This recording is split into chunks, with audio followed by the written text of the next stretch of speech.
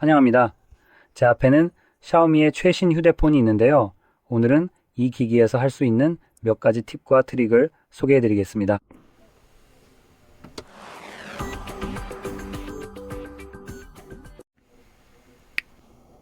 그래서 먼저 빠르게 시작하고 싶은데 여러분을 오해하게 하고 싶지 않아서요. 이건 전혀 복잡한 내용이 아닙니다. 이 팁들은 제가 실제로 직접 사용하는 것들이고 일반적으로 바꾸거나 사용하면 유용하다고 생각하는 것들입니다. 그러니까 말씀드린 것처럼 숨겨져 있거나 한 번도 본 적 없는 그런 내용은 아닐 거예요. 몇 가지는 여러분이 한 번도 본 적 없는 것일 수도 있지만 시간을 낭비하지 않기 위해 어쨌든 바로 본론으로 들어가서 시작하겠습니다. 먼저 설정으로 들어가 보겠습니다. 그리고 여기에서 이 기기가 좀 더 프리미엄 버전이라고 할 수 있기 때문에 카메라 리그 같은 추가 옵션들이 있습니다. 그래서요, 여기서 유용한 점은 예를 들어 카메라를 빠르게 실행할 수 있다는 것입니다. 아마도 여러분이 무의식적으로 해본 적이 있을 수도 있지만 이렇게 실행할 수 있습니다. 이 병뚜껑을 잠깐 열어볼게요. 그래서 기본적으로 앞뒤로 움직이면 자동으로 실행되는 것을 볼 수 있습니다. 그래서 여기서도 한번 보여드리자면 그냥 살짝 앞뒤로 비틀면 됩니다. 그러면 매번 제대로 작동합니다. 이런 식으로요. 한 방향으로만 많이 비틀면 실행되지 않습니다. 보시다시피 아주 빠르게 살짝만 움직이면 실행되지 않습니다. 보시다시피 이렇게 해도 실행되지 않고 좀 더 큰 움직임이 필요해서 꽤 명확하게 구분됩니다. 그래서 여러분이 실수로 실행할 일은 거의 없을 겁니다.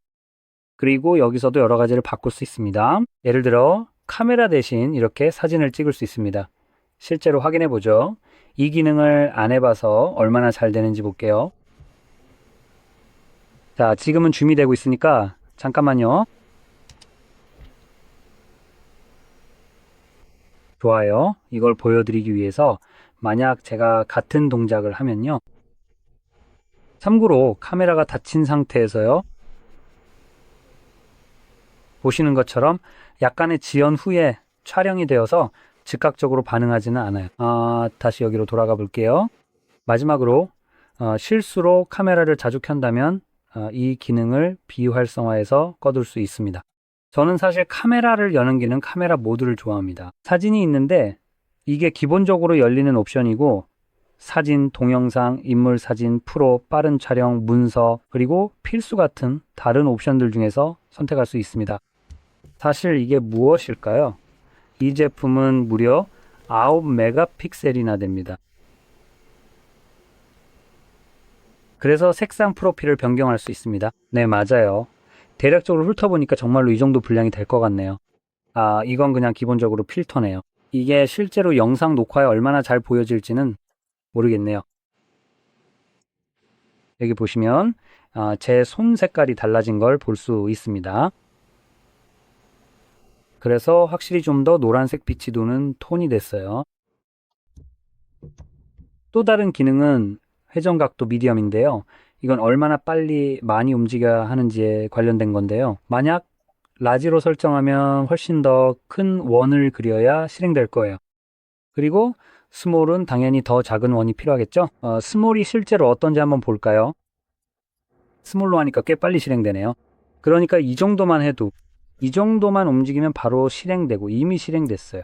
네, 이게 한 가지 기능이네요. 계속해서 이제 샤오미 하이퍼 AI는 완전히 무시해도 됩니다. 아무도 그런 쓸데없는 것에 신경 쓰지 않으니까요. 이제 알림과 상태 표시줄로 넘어가 볼게요. 여기서 상태 표시줄 아이콘을 볼 수 있습니다. 다른 폰들처럼 그냥 이름을 붙이면 될 텐데 샤오미는 꼭 특이하게 이름을 바꿔놓네요. 그래서 엄청 헷갈리게 만들죠. 이런 식으로 하면 다른 기기에서 같은 옵션을 찾기도 더 어려워지고요. 이런 거 다 그만 좀 해요, 샤오미. 그냥 다른 사람들이 하는 대로 이름 붙이세요. 굳이 특별한 이름을 붙일 필요 없잖아요. 다른 폰이랑 똑같은 기능을 하는데 그냥 다른 폰처럼 이름 붙이면 되죠. 상태 표시줄 아이콘. 여기에서 사용자 지정 아이콘 표시 항목 아래에 있습니다. 마치 우리가 앱 아이콘을 바꾸는 것처럼 말이죠. 왜냐하면 실제로 그렇게 들리거든요. 실제로는 상태 표시줄 아이콘이 있는 거. 그리고 여기서 몇몇 아이콘을 없앨 수도 있습니다. 예를 들어 블루투스를 켜면 여기 바로 보이죠. 지금 켜져 있는 걸 볼 수 있어요. 저는 블루투스를 항상 켜두는 타입이에요. 저는 이어버드를 가지고 있어서 퇴근 후에는 항상 그냥 꺼내서 사용하거든요. 그리고 굳이 블루투스를 켜야 하는 상황이 없었으면 좋겠지만 저한테는 항상 켜져 있으니까요. 상태 표시줄에서 그걸 볼 필요도 없어요. 항상 켜져 있다는 걸 뻔히 아니까 끌 일도 없고요. 그런데 굳이 이게 상태 표시줄에 계속 보여야 할까요? 그럼 블루투스를 켜둔 채 상태 표시줄에서 아이콘만 끌 수 있다는 거죠? 지금요? 여기서 추가로 끌 수 있는 것들은 위치나 방해, 금지 모드, 로밍, 그리고 예를 들어 무음 모드, 핫스팟, VPN 등등이 더 있어요. 하지만 아쉽게도 모든 아이콘을 다 끌 수 있는 건 아니고 일부 기기에서만 대부분의 옵션을 없앨 수 있게 해줍니다. 배터리, 수신 상태, 와이파이 같은 항목들도 포함되는데 이런 것들도 전부 끌 수 있으면 정말 좋았을 텐데요. 예를 들어 와이파이 아이콘도 항상 켜져 있잖아요. 저나 여러분처럼 집에 있을 때는 이미 내 네트워크에 연결돼 있다는 걸 아니까 굳이 그걸 계속 볼 필요도 없죠. 그리고 여기서 마지막으로 바꿀 수 있는 건 어떤 앱이든 알림을 보낼 때 표시되는 알림 개수입니다. 지금 보시다시피 알림이 4개 있지만 실제로는 하나만 보이고 나머지는 점 3개로 표시돼요. 최대 3개까지만 보이게 설정하고 나머지는 점 3개로 표시할 수도 있고 아니면 아예 안 보이게 숨길 수도 있어요. 신경 안 쓰신다면요. 하지만 아래로 스와이프하면 여기서 확인할 수 있어요. 그리고 그 아래에는 제가 평생 한 번도 본 적 없는 것들이 있어요. 어쨌든 이제 다음 단계로 계속해서 넘어가 보도록 하겠습니다. 재미삼아 또는 원하면 여기서 통신사 이름도 바꿀 수 있죠. 심지어 그걸 표시하려면요. 저는 따로 표시하지 않지만 아무것도 입력하지 않으면 통신사 이름이 완전히 숨겨져요. 원하면 원하는 문구를 입력해서 신호 옆에 표시할 수도 있습니다. 이제 다음으로 넘어갈게요. 홈스크린. 여기에는 두 가지라기보다는 하나의 옵션이 있는데 바로 홈스크린입니다. 이름도 거의 그대로 홈스크린이라고 되어 있어요. 이건 실제로 홈스크린 스타일을 정말로 의미하는 거예요. 다른 폰들도 이렇게 부를 텐데 이건 클래식 모드로 바꿀 수 있다는 뜻이죠. 클래식은 애플처럼 앱이 홈 화면에 모여 있는 스타일에 적합해요. 앱 서랍 옵션을 선택하면 서랍이 생기는데 샤오미의 이 기능은 꽤 괜찮아요. 유용한 기능이 많은 이 부분은 좀 더 자세히 설명할게요. 마지막으로 라이트 모드가 있습니다. 이 모드는 주로 시각이 불편한 분들용으로 설계되었습니다. 이 모드는 한 페이지에 들어갈 수 있는 앱의 수를 줄이고 아이콘 크기를 키워서 전체적으로 탐색하기가 좀 더 쉬워집니다. 하지만 저는 계속 앱 서랍을 사용할 거예요. 이제 앱 서랍이 선택된 상태에서 이 창을 닫고 위로 스와이프하면 됩니다. 당연히 이렇게 하면은 앱 서랍에 접근할 수 있죠. 여기까지는 특별히 놀랄만한 점은 없습니다. 여기서 새로워진 점은 무엇일까요? 제가 다른 브랜드의 기기에서는 본 적이 없는 점은 바로 맨 위에 있는 카테고리입니다. 기본적으로 전체가 보이지만 예를 들어 커뮤니케이션을 선택하면 커뮤니케이션으로 분류된 모든 앱이 표시됩니다. 엔터테인먼트, 사진, 도구, 뉴스 및 독서, 쇼핑, 라이프 스타일 등도 있습니다. 이런 기능들은 모두 꽤 괜찮고 유용하죠. 하지만 이 부분에 대해서는 약간 비판을 해야 할 것 같아요. 실제로 구현이 그다지 잘 되지 않았습니다. 이 라벨들은 화면의 이 작은 부분에 비해 너무 길어요. 이 부분은 좀 더 개선됐어야 했습니다. 기능 자체는 정말 훌륭합니다. 하지만 실행이 아쉽네요. 사실 여기 설정에 들어가서 직접 조금 개선해 볼 수도 있습니다. 카테고리를 직접 관리하거나 예를 들어 나만의 카테고리를 만들 수도 있습니다. 그래서 저도 직접 하나 만들어 볼 수 있죠. 이제 직접 카테고리를 만들면 앱들을 수동으로 관리해야 합니다. 자동 정렬은 지원되지 않거든요. 여기서 몇 개 앱을 추가해 보겠습니다. 이 정도면 충분하겠네요. 그리고 이름을 입력하려는데 키보드가 완전히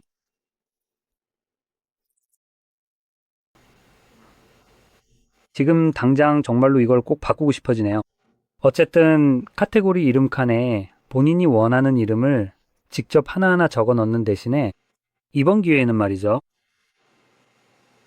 예를 들어 이모지 같은 걸로 해볼 거예요. 여기 보시면 설정할 수 있는 이모지들 중에서 선택할 수 있습니다.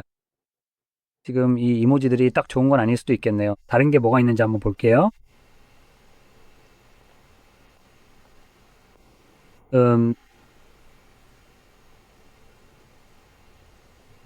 이 중에 몇 개는 좀 더 나을 수도 있겠네요. 예를 들어 즐겨찾기를 만들고 싶다면 아마도 하트 아이콘을 찾게 될 거예요. 하트가 즐겨찾기를 가장 잘 나타내는 것 같으니까요. 이제 그냥 저장하면 됩니다. 이제 한 가지를 확인해 보고 싶어요. 점 없이 띄어쓰기를 추가하면 제발 그 점 좀 그만 추가해라.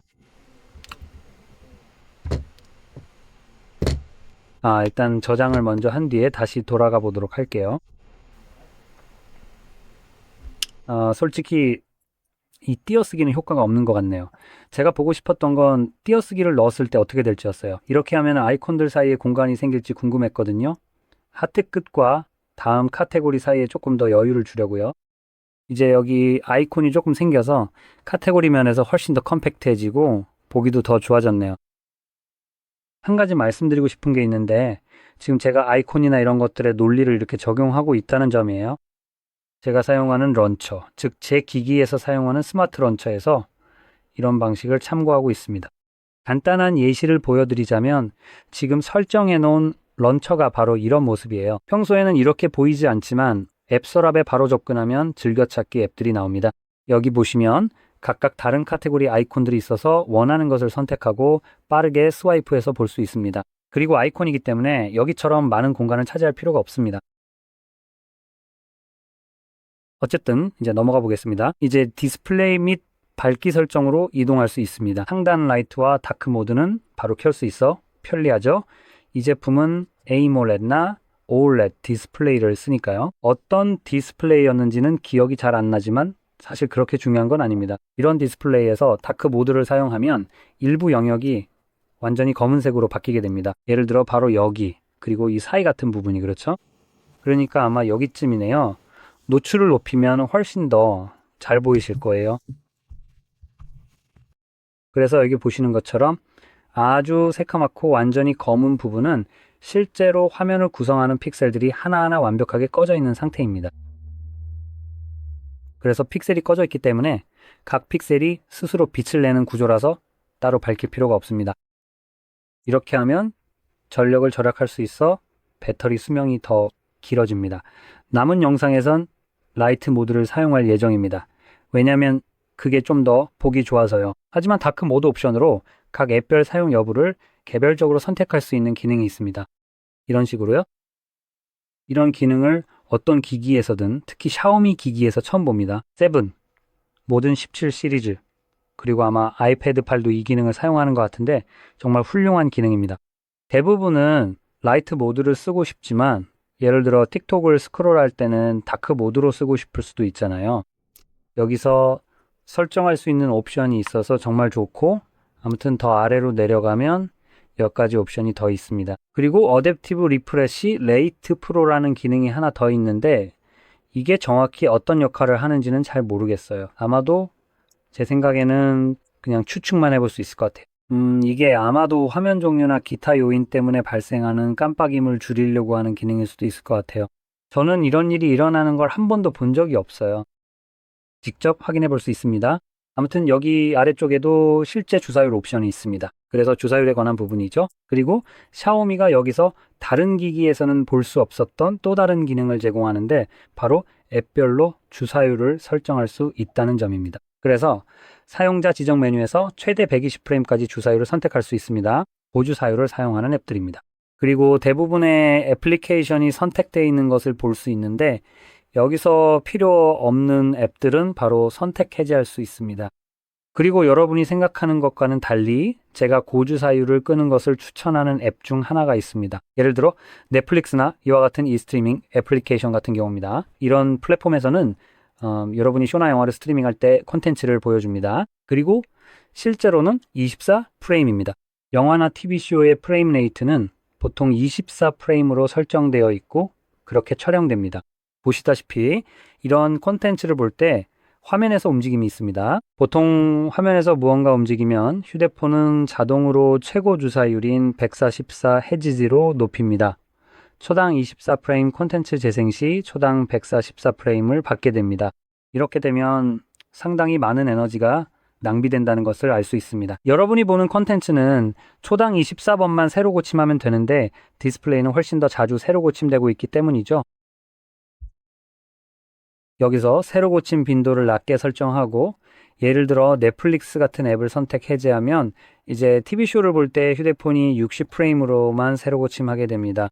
물론 여전히 시청 중인 콘텐츠의 프레임보다 새로 고침 빈도가 높긴 하지만 그래도 일반적으로보다 낮은 빈도로 새로 고침하기 때문에 이제 배터리 수명을 조금 더 절약할 수 있습니다. 꽤 괜찮은 일이죠. 배터리 수명이 상관없다면 기본인 다이나믹 옵션도 좋은 선택입니다. 잘 모르겠다면 여기에서 애니메이션이 재생되는 게 보입니다. 이렇게 하면 새로 고침 빈도의 차이를 잘 보여줄 수 있습니다. 다른 기기와 달리 샤오미는 칭찬을 해줘야 할 것 같아요. 실제 새로 고침 빈도의 차이를 현실적으로 보여줍니다. 이게 60Hz와 아마 100 또는 144Hz의 실제 주사율일 겁니다. 솔직히 120인치, 144인치는 확실히 말씀드릴 수 없지만 100프레임은 분명히 넘는다는 건 확실합니다. 다른 기기들은 보통 주사율 비교를 할 때 부드러운 화면과 느린 화면을 보여주는데 그 느린 화면이 실제보다 훨씬 더 느리게 만들어집니다. 차이를 확실히 보여주기 위해 프레임을 10프레임 정도로 아주 느리게 만든다는 거죠. 하지만 여기서 보여주는 건 그런 연출이 아니고 이게 진짜 현실적인 모습이에요. 샤오미가 이렇게 해주는 게 꽤 괜찮다고 생각합니다. 만약 공을 실제로 나란히 놓고 비교했다면 더 좋았을 것 같네요. 예를 들어 공이 위아래로 튀는 모습을 양쪽에서 동시에 계속 볼 수 있었을 테니까요. 자, 이제 색상 구성, 즉 디스플레이의 색상 채도에 대해 자세히 살펴보겠습니다. 여기에는 오리지널 컬러 프로와 비빗 모드가 있는데 오리지널 컬러 프로는 채도가 덜한 자연스러운 모드로 개인적으로 제가 아주 선호하는 설정입니다. 하지만 색상이 좀 더 생생하게 화면에서 더 잘 튀어나오는 걸 좋아하신다면 비빗 모드를 선택하시면 됩니다.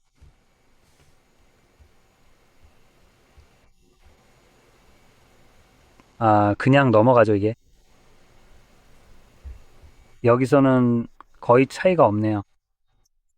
제가 느낄 수 있는 차이는 파란색, 특히 그 어두운 톤에서 나타나는데 오리지널 컬러에서는 파란색이 좀 더 어둡고 BIBIE에서는 좀 더 밝아집니다.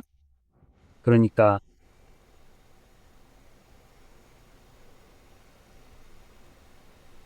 죄송해요. 반대네요. 그럼 오리지널이 더 밝은 건가요? 네, 오리지널이 더 밝고 비비드는 더 어두워요. 그래서 솔직히 이게 제가 정말로 알아볼 수 있는 유일한 차이입니다. 여기 아주 핑크색에서도 정말 아주 미세한 차이가 조금 있기는 하지만 거의 눈에 띄지 않을 정도예요. 샤오미 17 울트라 모델의 경우에는 라이카 버전이 아닌 경우에 생각보다 훨씬 더 뚜렷한 차이가 나타납니다. 휴대폰마다 차이가 있는 건지 잘 모르겠는 것 같아요. 두 기기가 같은 모델이라고는 하지만 말이에요. 하지만 보통은 좀 더 차이가 보이거든요. 이걸 꺼서 기본값으로 설정하면 더 잘 보일지 궁금하네요. 호기심이 밝기도 한번 올려볼게요.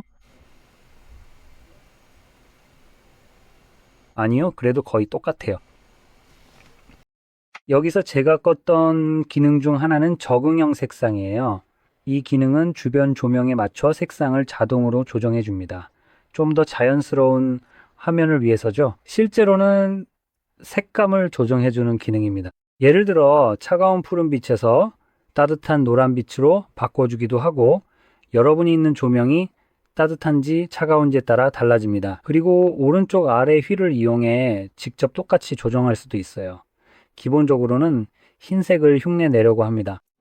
하지만 그렇게 해도 사실 완벽하게 되지는 않아요. 이게 꼭 순수한 흰색은 아니고 약간 푸른빛에 더 가깝지만 뭐 어쨌든요. 그리고 웜을 선택하면 색상이 좀 더 노란색이나 붉은색 계열로 이동하는 걸 볼 수 있습니다. 홀드는 파란색으로 가면 커스텀은 직접 조정 시 자동 전환됩니다. 슬라이드로 움직여 보면 차이가 확연히 느껴지는데 거의 디스플레이에서 레이브 파티가 벌어지는 듯하네요. 전 기본 설정으로 둘게요. 보통은 이걸 사용하고 굳이 바꾼다면 아마 웜으로 바꿀 것 같아요. 그래서 이게 디스플레이 옵션 중 일부입니다. 이제 제가 보여드리고 싶은 두 가지가 더 있는데 그건 추가 설정에 있습니다. 네, 추가 설정입니다. 자, 제스처를 볼까요? 아니, 여기는 아니네요. 좋아요. 추가 설정에서 아래로 스크롤하면 바로 여기 있습니다. 전체 화면 디스플레이. 이걸 클릭해 볼게요. 여기 버튼과 제스처가 있습니다. 저는 바로 제스처로 바꿀게요. 그게 더 좋거든요. 그리고 참 이상하게도 도대체 왜 그런지는 잘 모르겠지만 샤오미 태블릿에서는 이 작은 하단 가이드 바를 숨길 수 있는 설정 옵션이 따로 있습니다.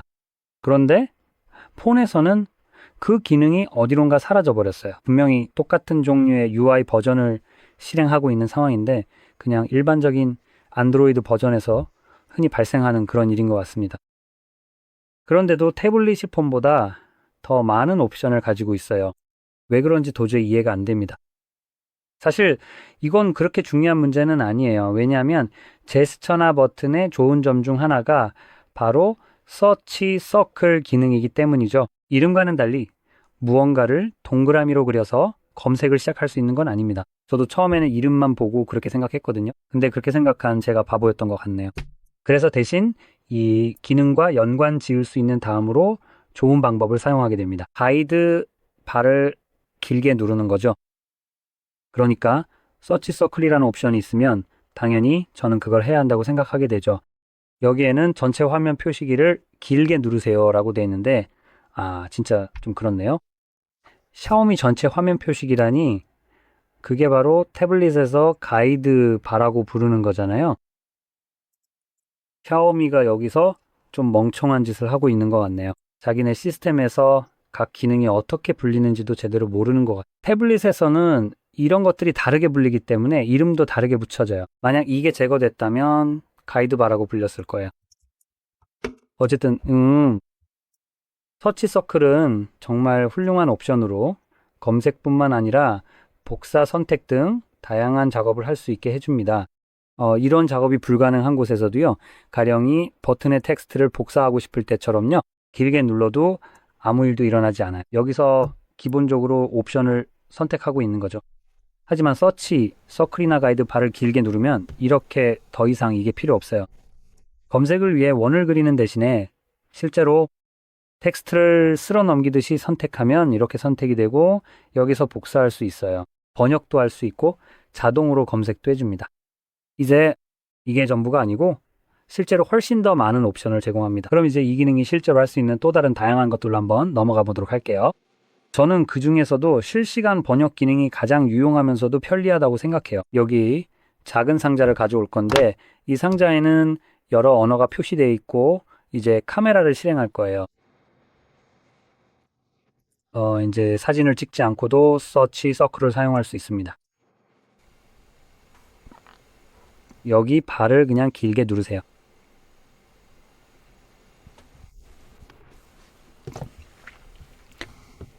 이제 서치 서클이 열리면 화면에 보이던 것이 실제로 고정됩니다.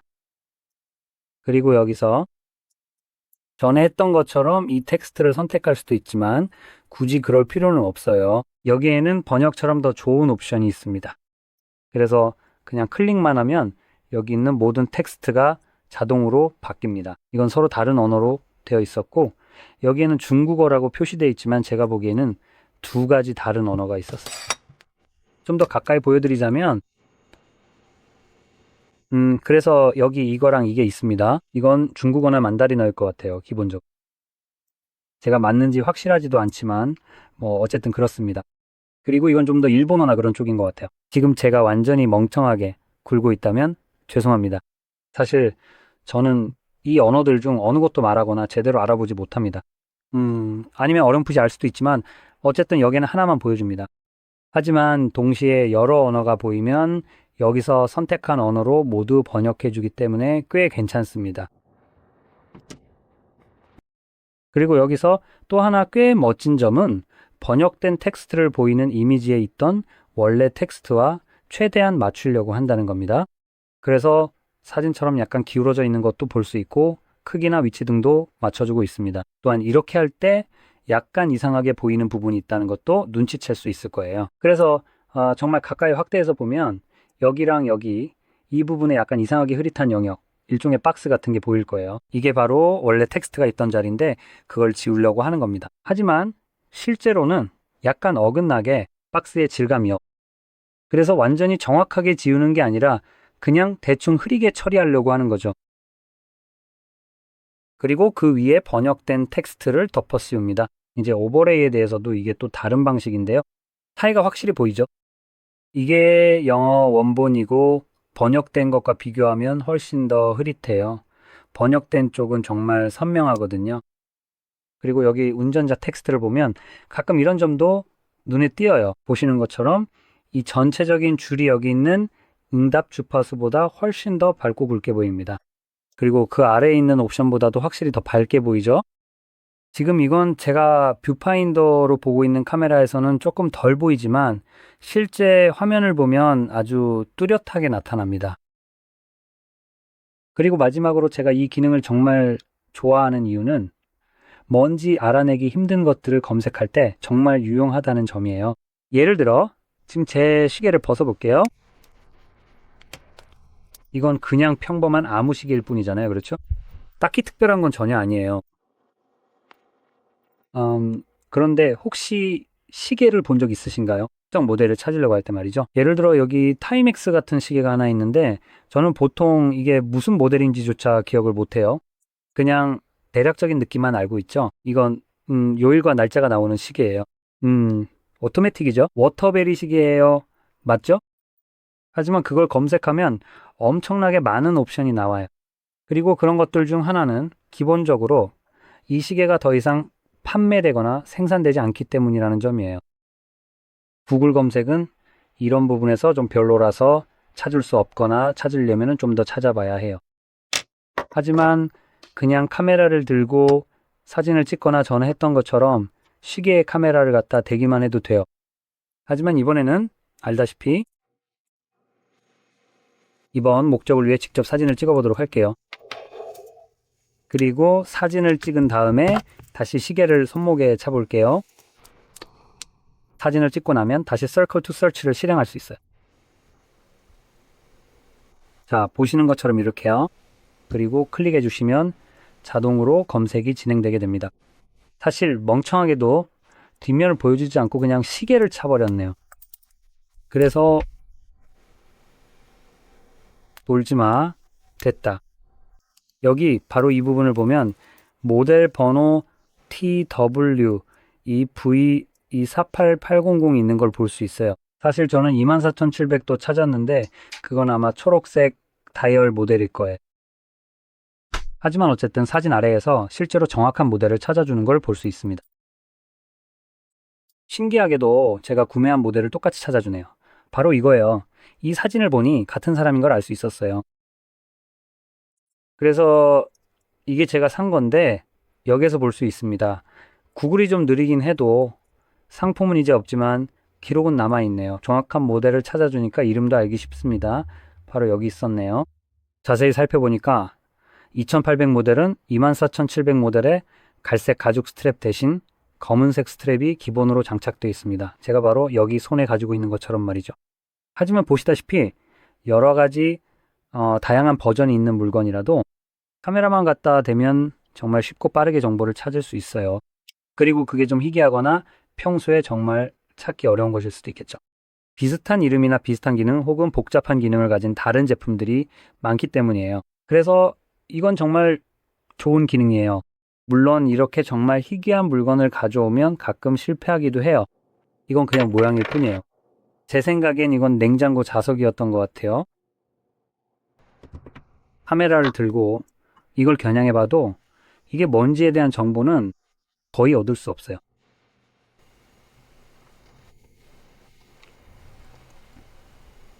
두 장의 다른 사진을 찍어봤는데 그중 하나가 이걸 더 쉽게 찾아줄지 보려고요. 자, 한번 해보겠습니다.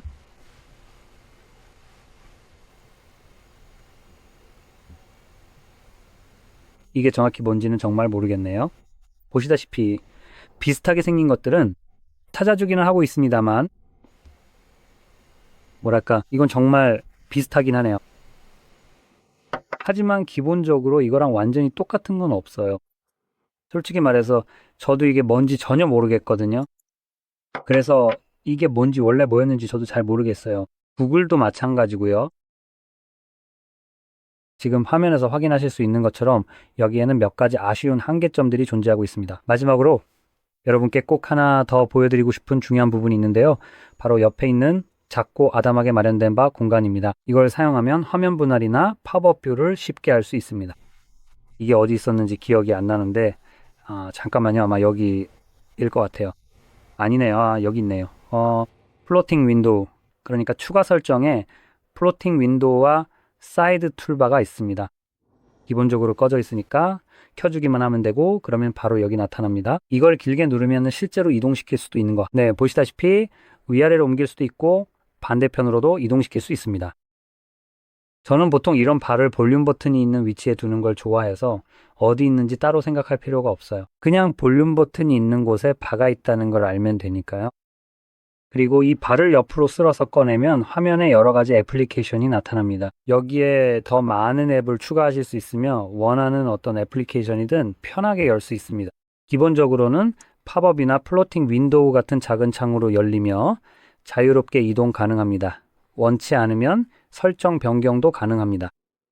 이 세 개의 점을 클릭해서 다른 애플리케이션과 분할 화면으로 사용할 수도 있습니다. 지금 전체 화면으로 열려있는 애플리케이션이 분할 화면을 지원한다면 실제로 분할 화면으로 전환되지만 샤오미에서는 설정 앱이 분할 화면을 지원하지 않기 때문에 이렇게 하면 설정 앱이 자동으로 닫힙니다. 홈 화면을 열어서 여기서 분할 화면으로 사용할 다른 앱을 선택할 수 있습니다. 예를 들어 연락처 앱과 분할 화면을 하려면 이렇게 두 앱이 동시에 열린 것을 볼 수 있습니다. 이 기능으로 실제로 할 수 있는 멋진 점 중 하나는 위쪽에 유튜브를 열 수 있다는 것입니다. 유튜브를 이렇게 작은 창으로 최소화해서 아래쪽에서는 웹서핑을 하면서 유튜브 음악을 들을 수 있습니다. 혹은 유튜브 리벤지를 다운로드해서 광고 없이 무료로 백그라운드에서 재생할 수도 있습니다. 어쨌든 준비한 요약 내용입니다. 영상이 도움되셨다면 좋아요와 구독 부탁드리며 시청해 주셔서 감사합니다.